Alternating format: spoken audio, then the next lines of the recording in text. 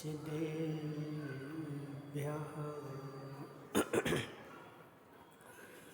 नतामः शिरोरत्ना प्रभावोत्नखदृशे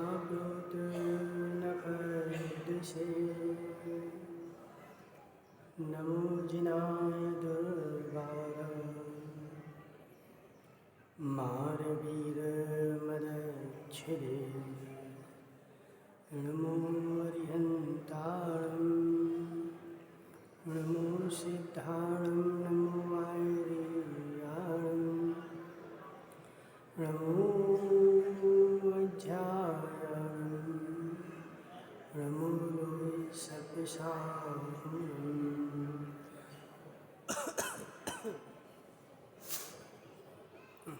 पंच परमेष्ठी भगवान के अनंत अनंत सिद्धि परमेष्ठी भगवान के 1008 देवादेव वासु पूज्य भगवान के 1008 देवादेव सुपारसनाथ भगवान के आचार्य भगवान कुंद कुंद स्वामी के आचार्य भगवान विद्यासागर जी महाराज के आचार्य भगवान विशुद्ध सागर जी महाराज के आचार्य भगवान विभव सागर जी महाराज परम पूज्य अध्यात्म योगी शुद्ध सागर जी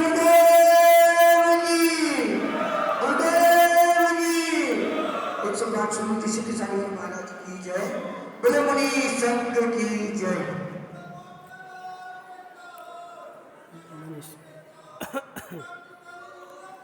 तीर्थंकर भगवान की दिव्य देशना शादवाद वाणी जयवंत हो। जीवन में एक क्षण का भी भरोसा नहीं, एक क्षण बाद क्या हो जाए कुछ भी भरोसा नहीं। आज यहाँ मैं शुक्ला जी, आज तुम यहाँ बैठे हुए हो, कल कहाँ बैठोगे कोई भरोसा नहीं। जीवन का परिवर्तन, जीवन का बदलाव प्रति समय चल रहा है। यह पर्याय शाश्वत नहीं है। इस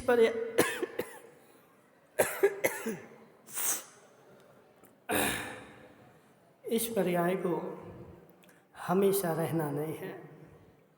इसलिए हे भव्यात्माओं, त्याग करना सीख लो। पर्याय कब चली जाए कोई भरोसा नहीं। तुम बैठे रहो कीर्तेश भाई, तुम बैठे रहो कि जब 60 साल के हो जाएंगे तो हम त्याग करेंगे। तो 60 साल के हो गए भी क्या भरोसा है? 60 साल के श्रीश भाई जी, तुम 100 साल तक पहुँचोगे क्या पक्का है यह? नहीं। इसका भी निर्णय नहीं है कि अभी हम यहाँ बैठे हुए हैं, घर भी पहुँच जाएंगे, घर भी निमेश पंडित पहुँच जाओ, इसका भी कोई निर्णय नहीं है, कोई भरोसा नहीं है। इसलिए प्रत्येक क्षण का उपयोग करना सीखो। मैं भूत में जीता हूँ, भविष्य में जीता हूँ। अजित भाई, भूत में जीता हूँ या भविष्य में जीता हूँ, जगत का जितने भी मिथ्या दृष्टि हैं, जगत में जितने भी मिथ्या दृष्टि हैं, सुनो पीपल कूट वाले, जगत में जितने भी मिथ्या दृष्टि है वह या तो तुम्हें भूत में जीता हुआ मिलेगा या भविष्य में जीता में हुआ मिलेगा। मैं पहले ऐसा करता था, माता, मैं पहले ऐसा करता था या आगे भविष्य में ऐसा करूँगा।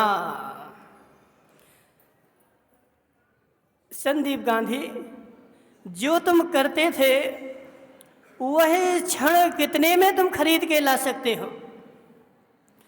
तुम बचपन में छोटे थे कितने बड़े थे? छोटे थे ना।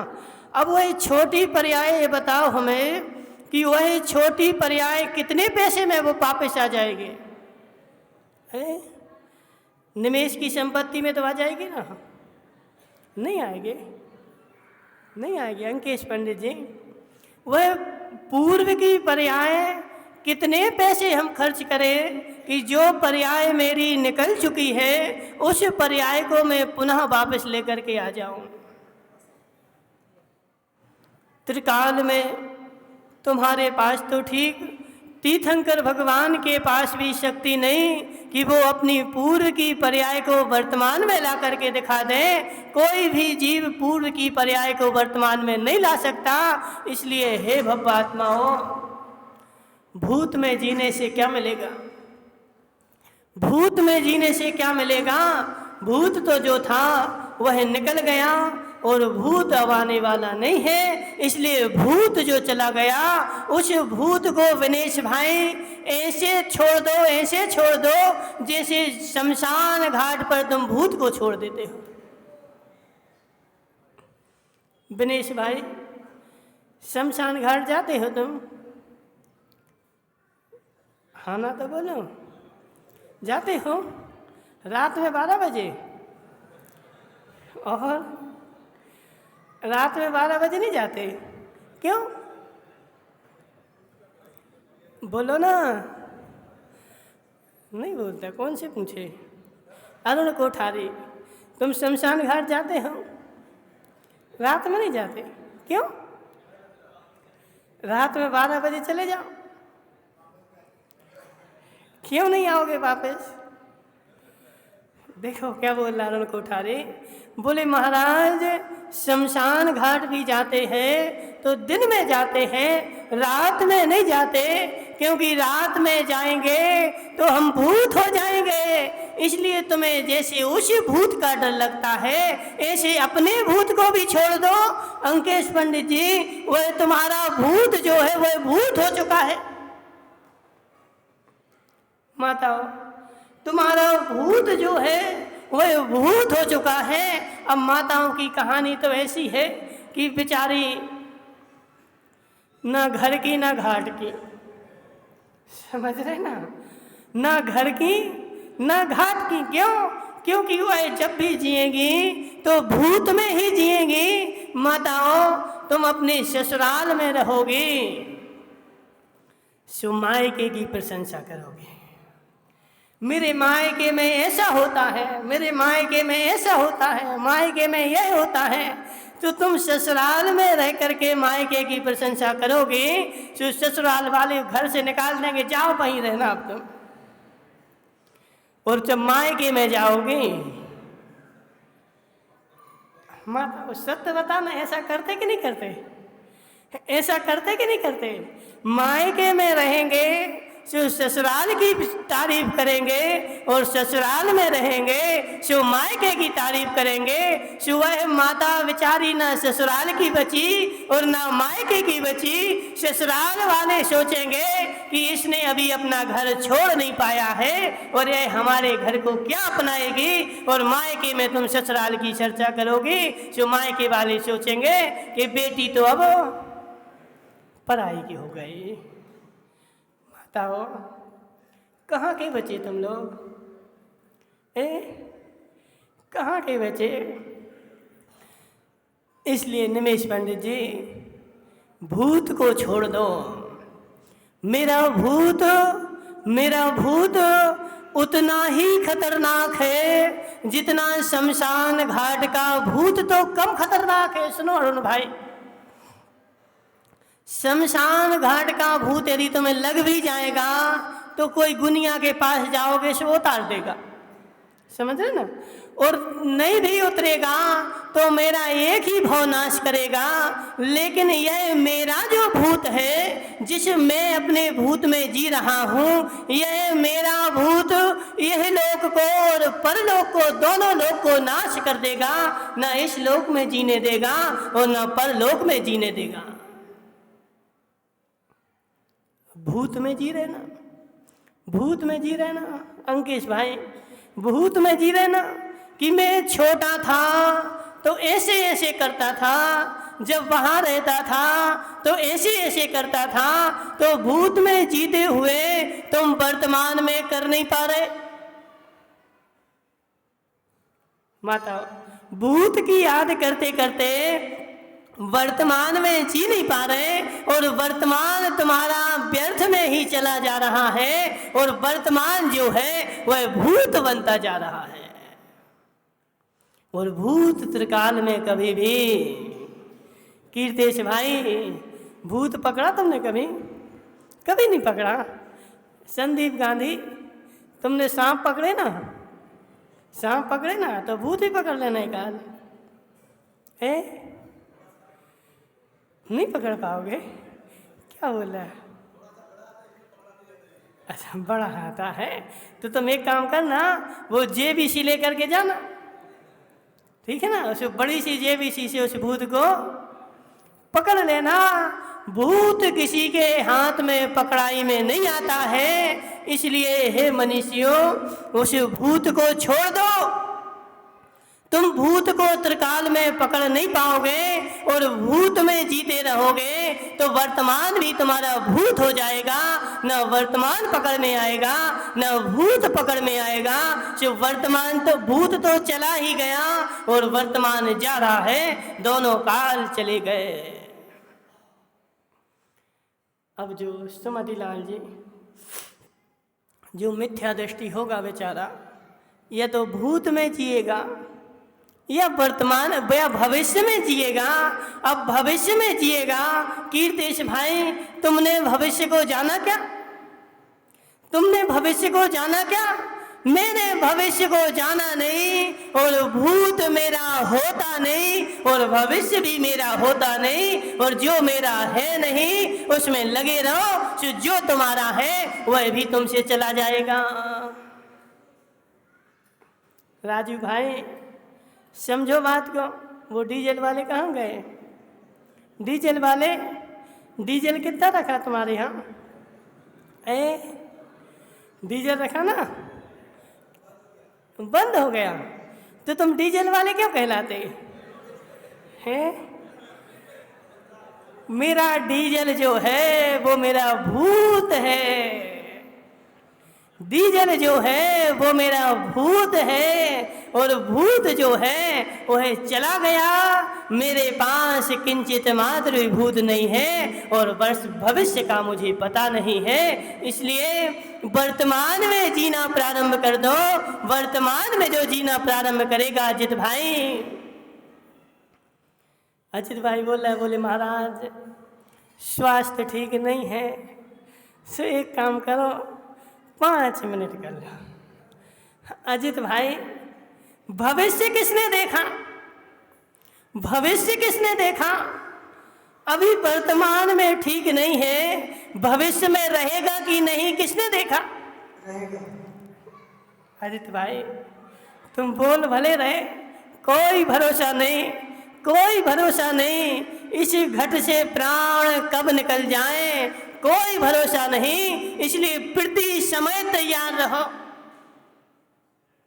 प्रति समय सजग रहो, प्रति समय सतर्क रहो। मेरे घट के प्राण कब निकल जाएं। ओकाबा जी, समझना, तुम्हारा बच्चा जो है जमूरा, वो स्कूल रोज जाता है। कभी बोलता नहीं कि आज नहीं जाना? बोलता है। किस दिन बोलता है कि आज नहीं जाना?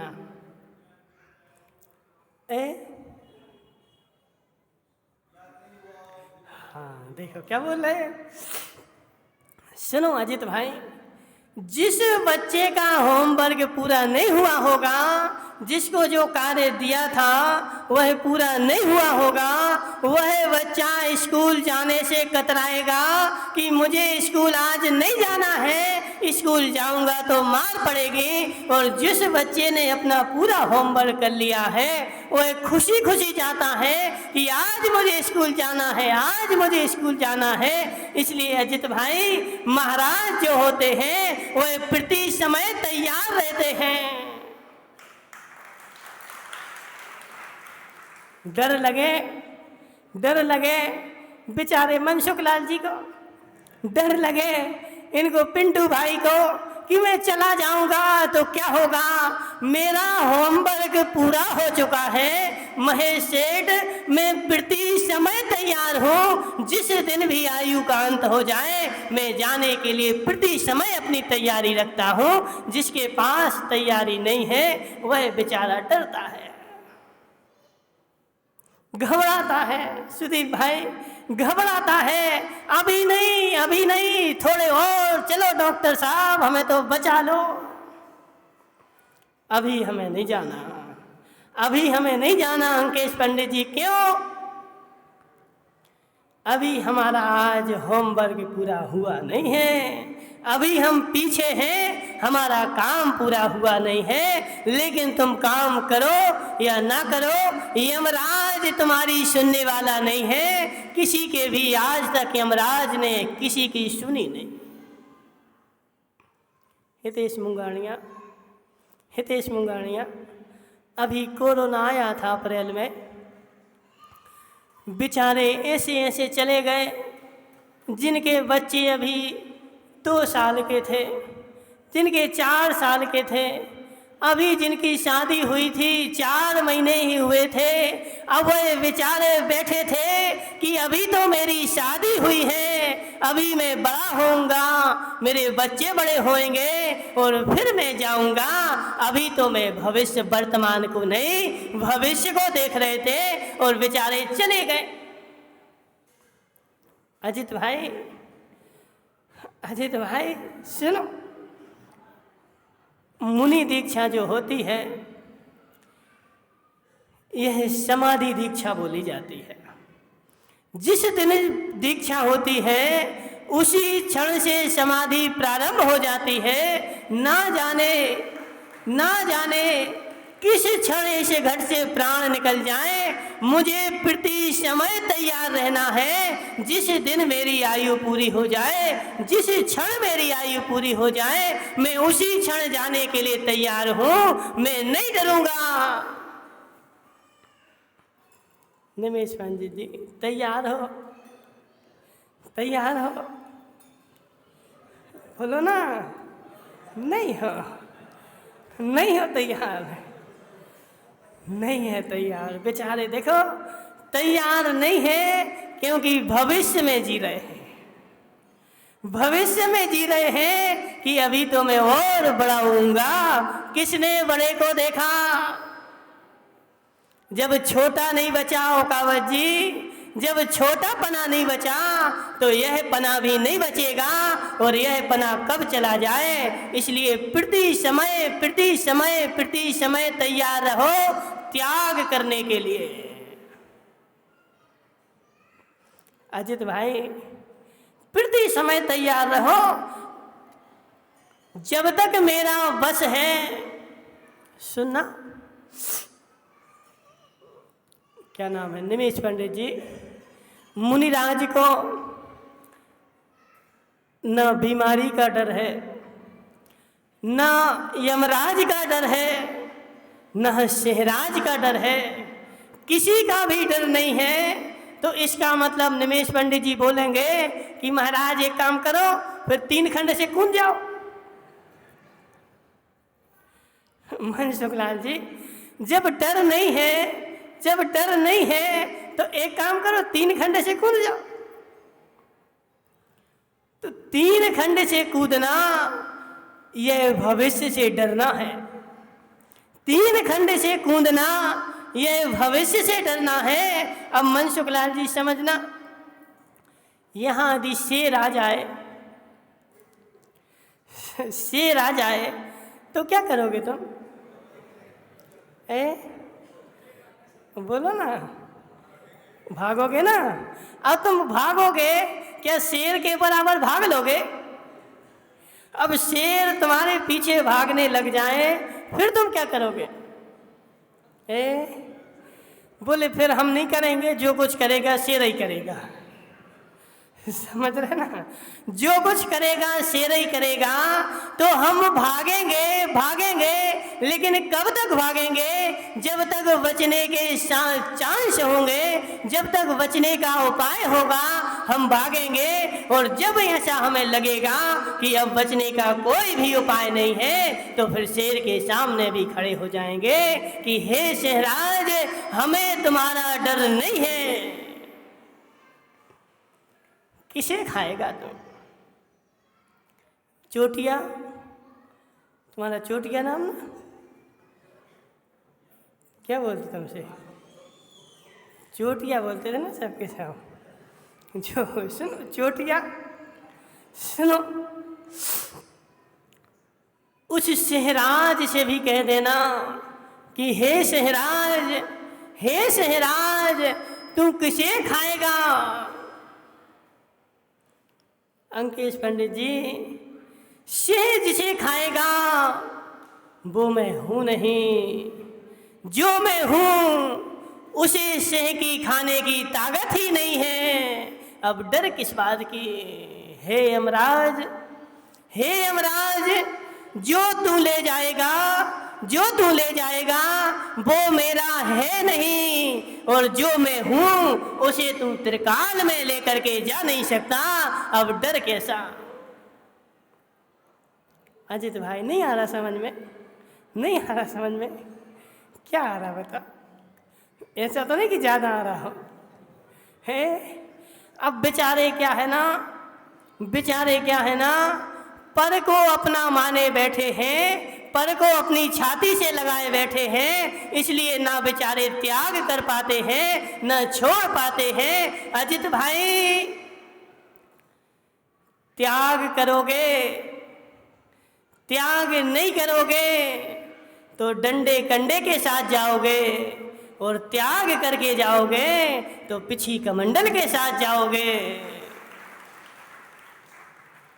त्याग तो करना ही पड़ेगा, त्याग तो उकावत जी, जो मेरा नहीं है, जो मेरा नहीं है उसको मैं जबरदस्ती अपनाए बैठा हूँ, उसको तो छोड़ना ही पड़ेगा। आज नहीं तो कल मर्जी से छोड़ोगे तो ठीक है, और नहीं छोड़ोगे तो छुड़ा लिया जाएगा। भानु प्रताप जी, अब नहीं रहोगे तुम? अब नहीं रहोगे? बोले महाराज जी, हमारे घुटने दर्द कर रहे हैं। भानु प्रताप जी, घुटने तुम्हारे है ही नहीं, घुटने तुम्हारे हैं ही नहीं, घुटने तो पुद्गल की पर्याय है, और मेरे घुटने त्रिकाल में कभी हो ही नहीं सकते।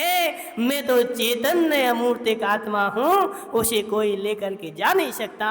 उसके दर्द को नहीं देख करके और तुम माताओं घुटनों के दर्द को, कमर के दर्द को, कमर दर्द हो रही महाराज। अब ऐसे बूढ़े बन के बैठोगे, देखो ये सारी माताएं। अजित भाई, आचार्य जी कहते थे कि जिसकी कमर बचपन में टेढ़ी हो गई वो 55 तक नहीं पहुंचेगी। समझ रहे ना? जिसकी कमर बचपन में टेढ़ी हो गई वह 55 तक नहीं पहुंच सकता। इसलिए माताओं, जब भी बैठो कमर सीधी करके बैठो, कमर सीधी करके। बोले महाराज, कमर बची हो तो सीधी करे। समझ रहे ना? कमर बची हो तो सीधी करे। अब तो वो कमरा बन चुका है, अब क्या हम सीधा करें?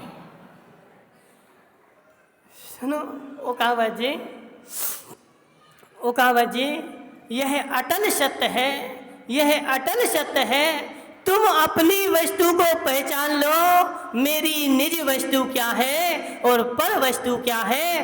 पर वस्तु को त्यागना ही पड़ेगा, और पर वस्तु त्यागे बिना कोई भी रहता नहीं है।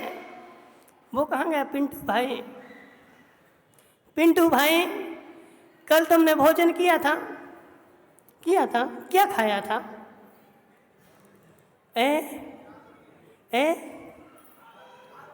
दाल रोटी खाई थी ना? और मीठा नहीं मिला था तुम्हें? देवी ने मीठा नहीं बनाया था? कुछ भी नहीं बनाया था? सुनो, वही दाल रोटी जो देवी ने बनाई थी वो कहाँ है?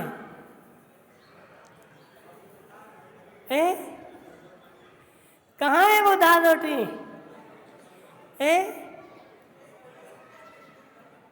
छोड़ दिए, छोड़ दिए, तुम्हें शर्म नहीं लगी थोड़ी सी भी?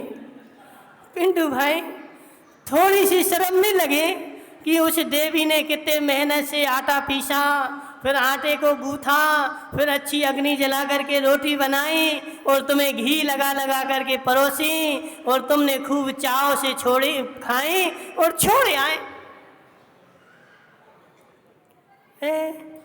पेट में रखे रहते ना, बोलो ना, पेट में रखे रहते क्यों? पदम भाई, तुम भी छोड़े आए, तुम भी छोड़े आए कि रखे हो पेट में?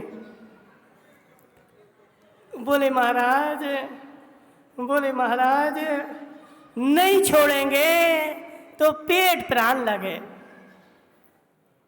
नहीं आया समझ? आ गया समझ में? नहीं छोड़ेंगे तो पेट में दर्द हो जाएगा। 1 मिनट के लिए भी सोचो कावत जी, यदि संडासे में एक संडासा हो और कोई गया हो,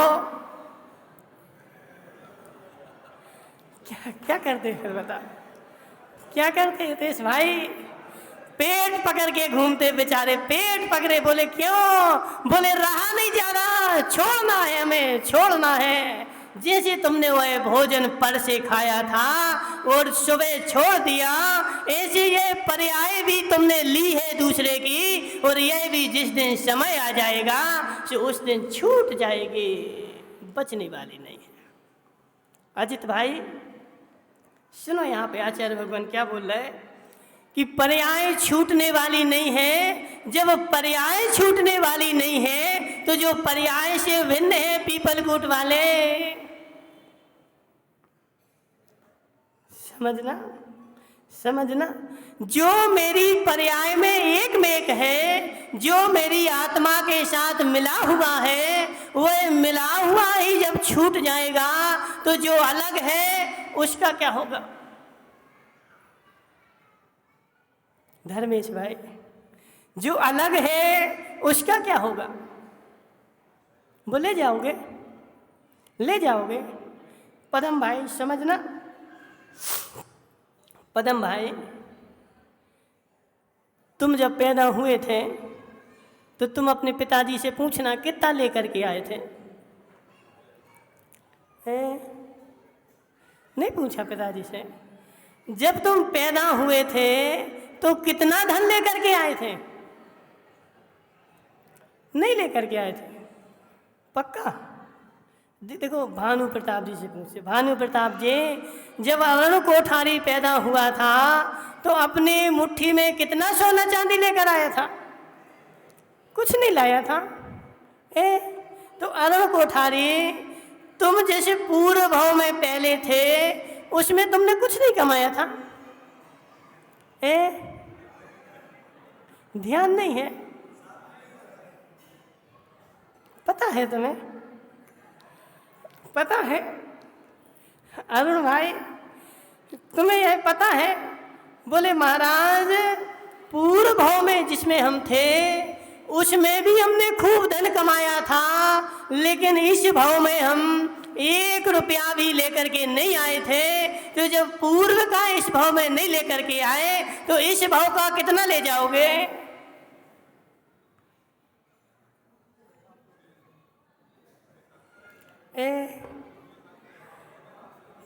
क्या बोल रहे भानु प्रताप जी? पाप और पुण्य चलेगा ना? तो तुम्हारी तिजोरी में पाप और पुण्य कितना रखा है? बिल्कुल नहीं है, बिल्कुल नहीं है। तो फिर उस तिजोरी की चाबी क्या लेके घूमते हो? सब दे दिए। किसको? अजित भाई को? चाबी दे देंगे तो शिलान्यास करा देंगे। ये अगर चाबी दे देते हैं तो हम धर्मशाला का शिलान्यास करा देंगे। अच्छा ठीक है, भाव बना लो भानु प्रताप जी, भाव बना लो, ठीक है ना? ना तुम लेकर आए थे और ना तुम लेकर के जाओगे, वो मेरे आने के पहले ही मकान वही बना हुआ था और मेरे जाने के बाद भी मकान वही बना रहेगा। मात्र मैंने अपना उसमें ममत्व भाव जोड़ दिया है, यह मेरा है, यह मेरा है, और वह जो मेरा मेरा है वही तुम्हारा कल्याण करा देगा। माताओं, नहीं आ रहा समझ में? नहीं आ रहा समझ में? क्या आ रहा समझ में? बोले समझ में आ जाता, समझ में आ जाता। अजित भाई सुनो तो जरा, सुनो तो जरा। देखो, महाभारत में एक बात आती है कि भरत चक्रवर्ती, माताओं, भरत चक्रवर्ती एक दिन अपने घर के द्वारे पर बैठा रो रहा था। कौन? अरुण भाई। भरत चक्रवर्ती अपने महल के द्वारे पर बैठा रो रहा था। क्यों? पिताजी ने मारा था। सुदीप भाई, पिताजी ने मारा था। चॉकलेट नहीं मिली थी उसको, कि कहीं जा ले नहीं गए थे पिताजी, इसलिए रो रहा था। श्रीश भाई, भरत चक्रवर्ती 6 खंड का अधिपति अपने द्वारे पर बैठा और आंसू बहा रहा था, और सेनापति ने जाकर के पूछा कि हे राजन, तुम 6 खंड के अधिपति हो और अपने द्वारे पर बैठे क्यों तुम आंसू बहा रहे हो? किस चीज की तुम्हें कमी है? तुरंत आदेश करो, अभी हाजिर हो जाएगी, मैं अभी लेकर के आता हूँ, आप तो आदेश करो। भरत चक्रवर्ती, वस्तुपाल जी जोधावत, वह भरत चक्रवर्ती अपनी आंखों से आंसू टपकाने लगा कि मुझे किसी भी चीज की कमी नहीं है, मेरे पास 6 खंड की संपत्ति है, एक भी ऐसी चीज नहीं जो मेरे पास ना हो, मात्र मेरे पास ये सारी संपदा को धिक्कार हो। सुदीप भाई, इस सारी संपदा को धिक्कार हो, यह संपदा किस काम की? आज मैं किसी उत्तम पात्र को दान नहीं दे पाया, मेरा कितना पाप का उदय है, मैं कितना हीन व्यक्ति हूँ कि सारी संपदा होते हुए भी मैं आज किसी उत्तम पात्र को दान नहीं दे पा रहा हूँ। माताओं, जिसको भान हो जाता है, जिसको ज्ञान हो जाता है, अरुण भाई, जिसको ज्ञान हो जाता है, वह भरत चक्रवर्ती के जैसे आंसू बहाता है कि मेरा कितना दुर्भाग्य है कि मेरे द्वारे पर आज कोई मुनिराज नहीं आए, मुझे दान देने को नहीं मिला, ये संपत्ति तो छूट ही जाएगी जब तक है, जब तक मैं इसका सदुपयोग कर लूं। यदि कर लिया तब भी छूट जाएंगे और नहीं किया तब भी छूट जाएंगे। लेकिन ऐसे भाव माता उसी जीव के आ सकते हैं जिसने संपत्ति को पर जान लिया है और जो बेचारा उस संपत्ति को पकड़ करके बैठे रहेगा। अंकेश पंडित जी, क्या होगा उसका? बहवारंभो परिग्रहत्वं नारकस्यावसः। माताओं, नहीं पढ़ा कभी? नहीं पढ़ा कभी? पढ़ाई है कि पढ़ा है?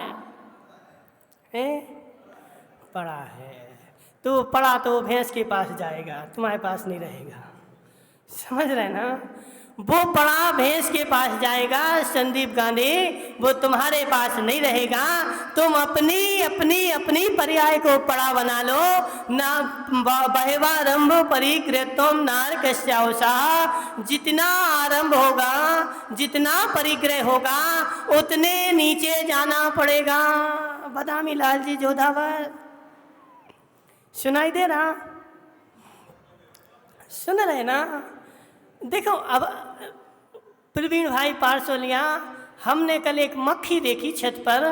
वह मक्खी बेचारी अपने अपने दोनों पंखों को बार बार रगड़ रही थी, सिर को रगड़ रही थी, दोनों पंखों को बार बार अपने पैरों से रगड़ करके सिर को रगड़ रही थी बार बार। क्या आवश्यकता थी? अंकेश पंडित जी, क्यों रगड़ती वह मक्खी? नहीं देखी तुमने कभी? देखी ना, क्यों रगड़ती वह अपने पंखों को?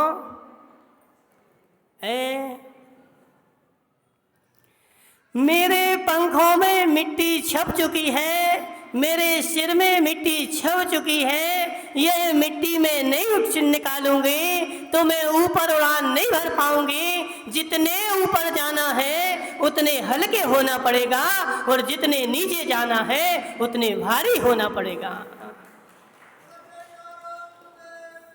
हितेश मुंगाड़िया, कहाँ जाना है? कहाँ जाना है? ऊपर जाना है। अब बेचारे बोले महाराज हमें तो ऊपर ही जाना है, समझ रहे ना, हमें ऊपर जाना है। और जो बेचारा चला गया, अजित भाई तुम्हारे इस घाटोल में कोई चला जाता है तो तुम उसके यहाँ बैठने जाते कि नहीं जाते? जाते हो बैठने। सो क्या बोलते हो उससे? क्या बोलते हो उससे? बोलो ना।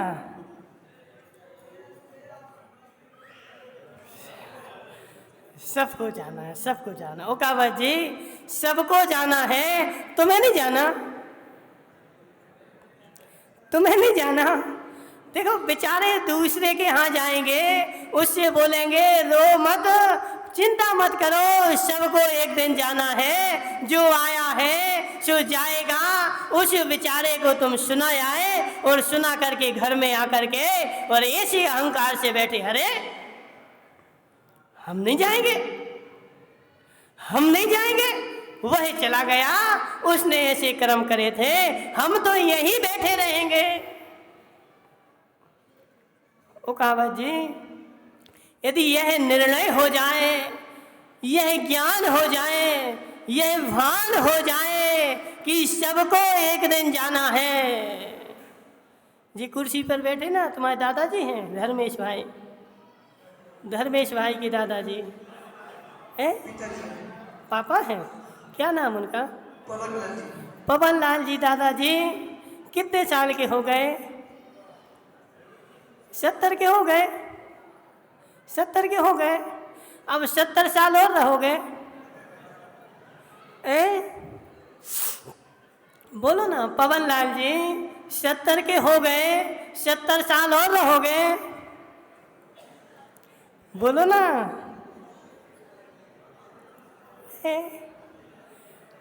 नहीं रहोगे पवन लाल जी, हम तुम्हारे लिए गारंटी देते हैं, पक्का निर्णय देते हैं, तुम 70 के हो गए, अब 70 तक नहीं बचोगे।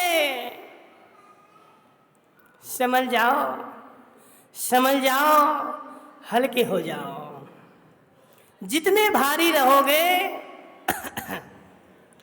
देखो इतने भारी हो गए धर्मेश भाई कि नीचे नहीं बैठ पा रहे, समझ रहे ना, इतने भारी हो गए, इतने भारी हो गए कि नीचे नहीं बैठ पा रहे और भारी हो जाओगे। समझो तो निमेश पंडित जी क्या मैं कह रहा हूं, जितने भारी हो जाओगे वह भारीपना तो यहीं रह जाएगा और तुम्हारा सर्वनाश हो जाएगा। वह भारी नहीं लेकर के जाओगे। सुनो कौन से बोले हम, क्या नाम है? ओकावत जी, तुम्हारी किराने की दुकान है कि नहीं? है ना किराने की दुकान। सो तुम तराजू से 1 किलो कोई शक्कर लेने आता है, सो बाट एक तरफी रखते और एक तरफी शक्कर रखते, ठीक है ना।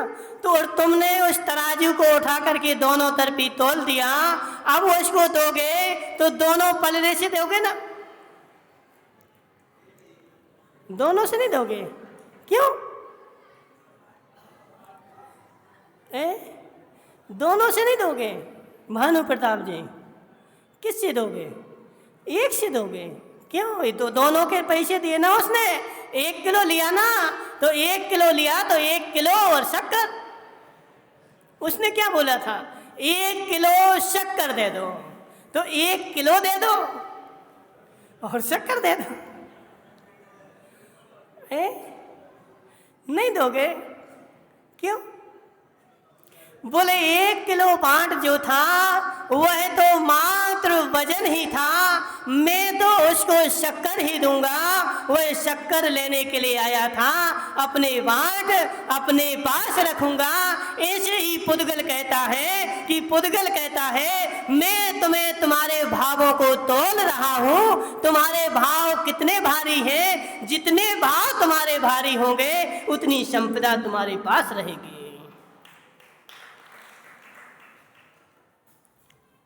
नहीं आ रहा पदम भाई समझ में?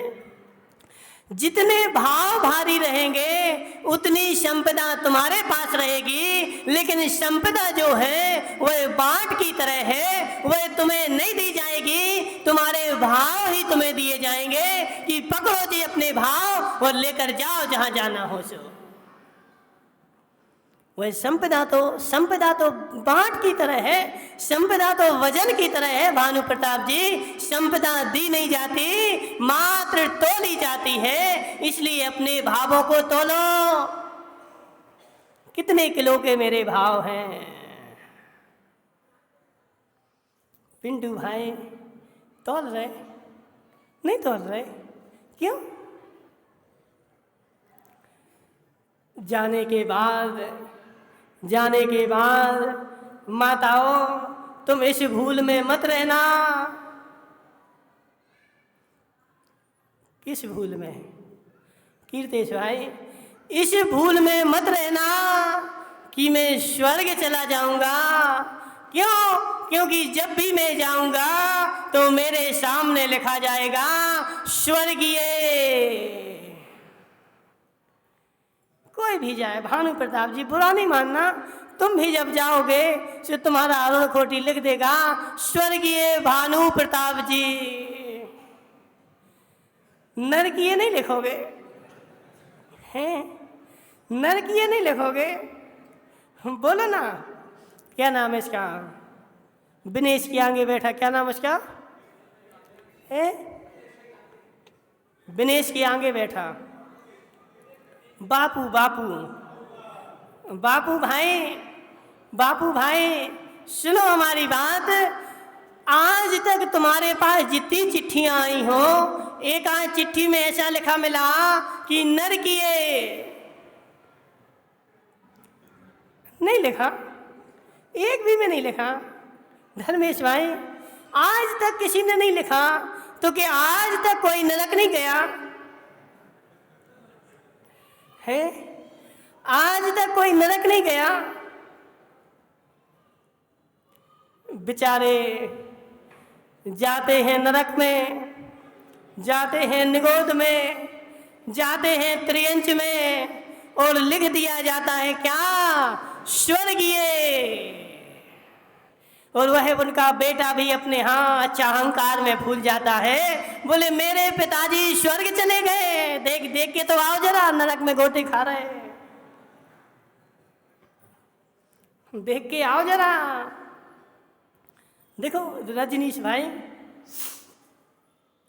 अभी समय तो है अपने पास, सुनो हमारी बात। एक भानु प्रताप जी, एक व्यक्ति था, वह कसाई था। उसके जन्म से उसको बताया गया था कि इन जीवों की बलि चढ़ाना, जीवों का घात करना धर्म है। उसने माताओं जीवन भर क्या किया? बकरियों की बलि चढ़ाई, और वही उनके घर में होता रहा। अभी एक पाकिस्तान की घटना आई थी कुछ दिन पहले, तुम लोगों ने सुनी होगी। सुनी थी? नहीं सुनी थी? एक जोधावर जी, वस्तुपाल जी, क्या हुआ? एक घर में बच्चे खेल रहे थे, छोटे छोटे ऐसे बच्चे हैं ना जी, ऐसे 3 बच्चे थे उसके। वो तीनों बच्चे खेल रहे थे। तो एक बाप जो था, उसकी दुकान थी जीवों को काट करके बेचने की।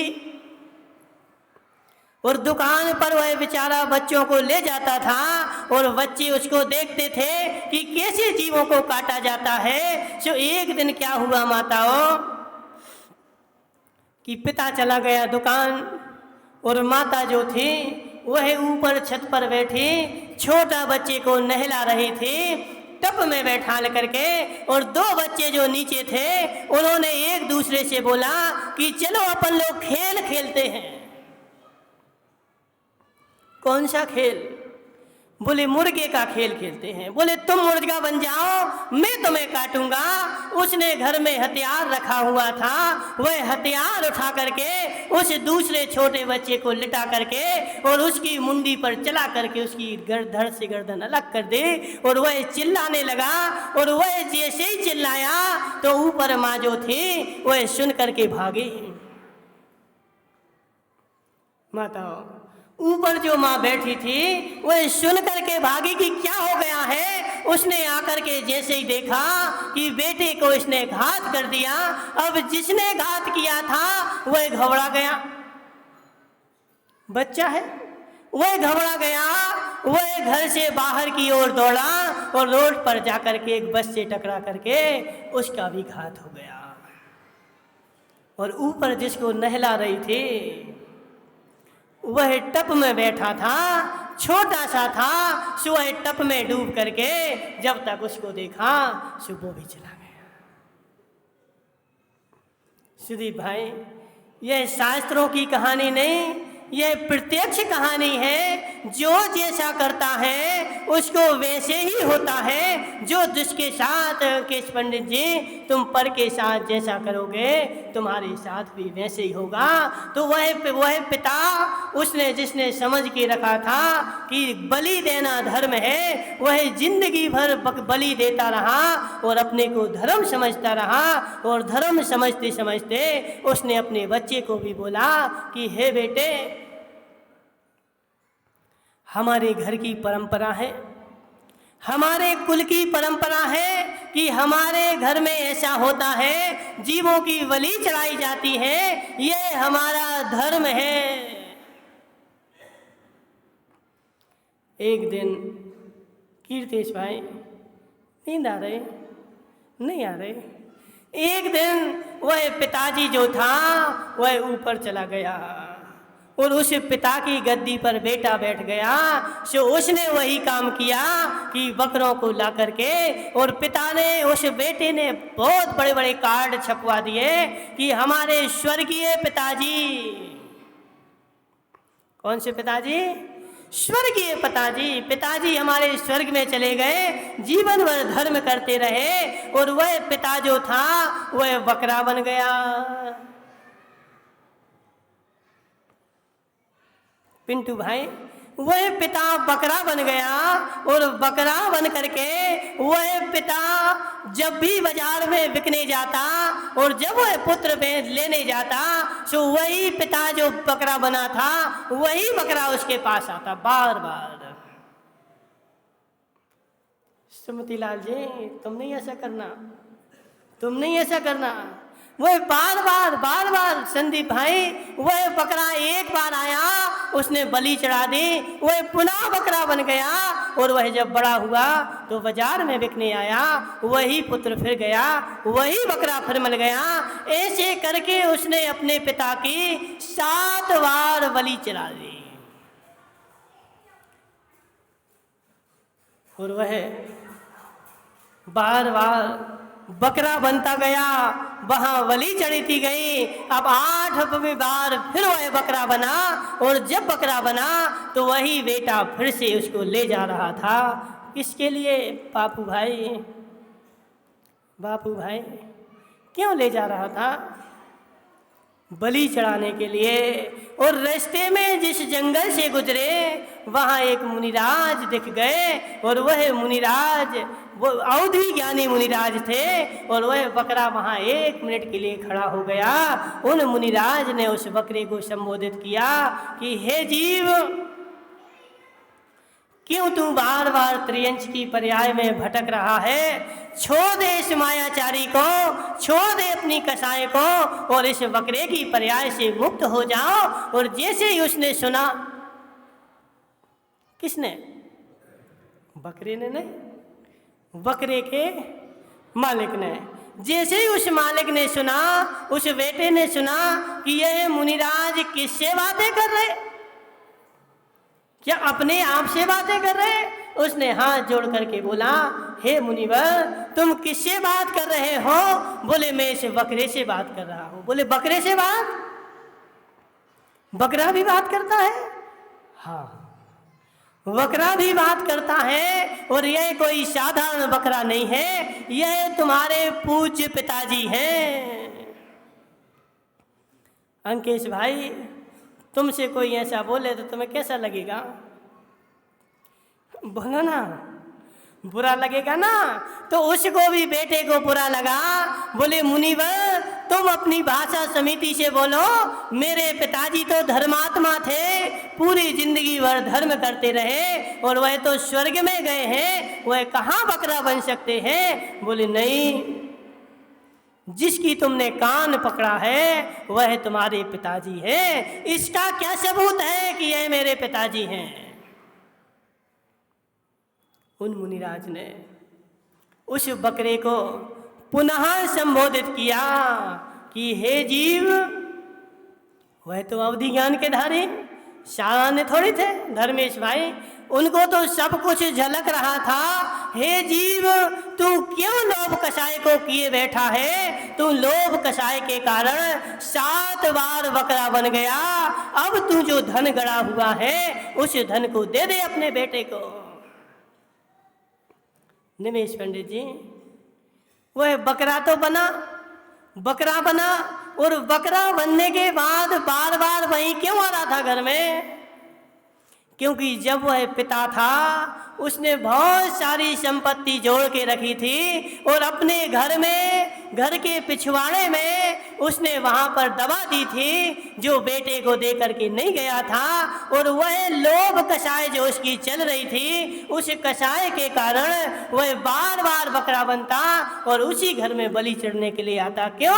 क्योंकि उसकी धन पर नजर लगी हुई थी, धन की नजर उसकी नहीं छूटी थी, इसलिए बार बार उसी घर में आता। अब मुनिराज ने संबोधित कर दिया कि हे बकरे, छोड़ दे तू उस धन की माया को और दूर हो जाए इस बकरे की पर्याय से। उस बकरे ने भी आंसुओं से अपनी सारी धारा बहा करके, अंकेश पंडित जी, उस बकरे से आंसुओं की धारा बहने लगी और उस बेटे को बोले, मुझे सबूत चाहिए। तो तेरा सबूत यह है कि तेरे पिताजी बहुत सारा धन कमा कर गए थे। बोले, हाँ,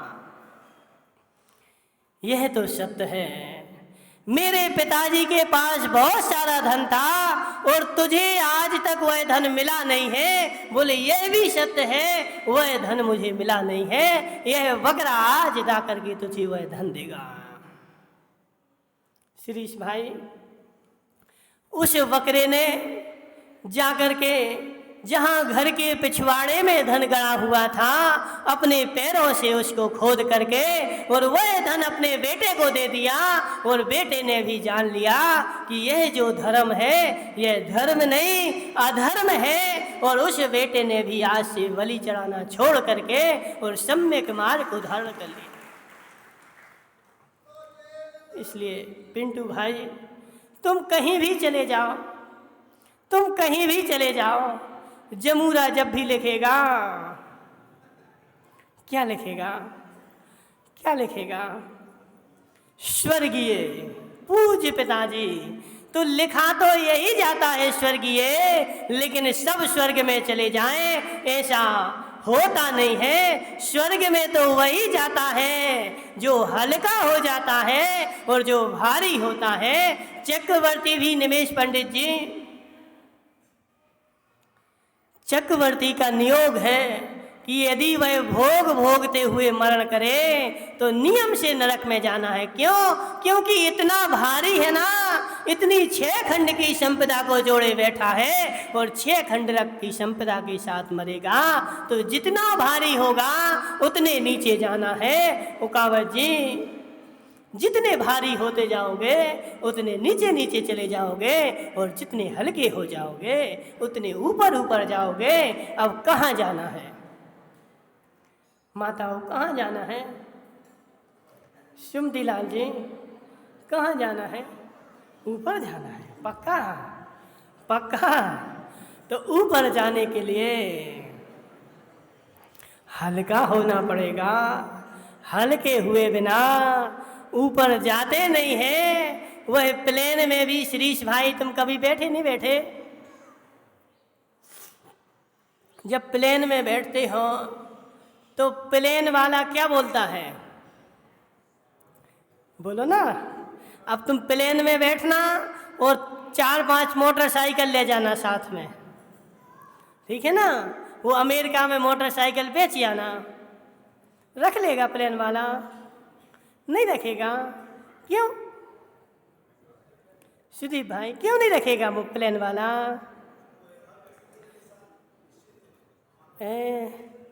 वो बोलेगा कि सुनो शिरीष भाई, यदि तुम्हें अकेले जाना हो तो इस प्लेन में बैठो और यदि मोटरसाइकिल ले जाना है तो फिर तुम बैलगाड़ी से आ जाना पीछे पीछे। समझ रहे ना? ये मेरा प्लेन मोटरसाइकिल रखने के लिए नहीं है। इसमें तो फिक्स है कि इतने से ज़्यादा तुम सामान नहीं ले जा सकते, इतना ही ले जाओगे क्योंकि मुझे ऊपर उड़ना है, मुझे नीचे नहीं चलना है। लेकिन ट्रेन में जाओगे तो जितना रखना हो सब रखते जाओ। सेठ जी साहब, आ रहा समझ में? नहीं आ रहा? नहीं आ रहा समझ में? आ रहा है? क्या आ रहा है? यदि वास्तव में स्वर्ग में जाना चाहते हो तो भूत को छोड़ो, भविष्य को छोड़ो, वर्तमान में जीना प्रारंभ कर दो। हम जो करना है कल नहीं आज ही करेंगे।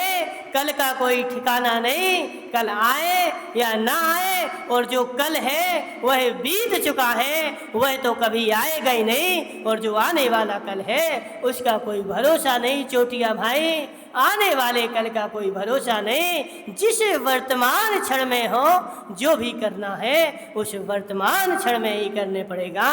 भूत भविष्य का कोई भी भरोसा नहीं। इसलिए वर्तमान में करना प्रारंभ कर दो, जैसा करोगे वैसा मिलेगा।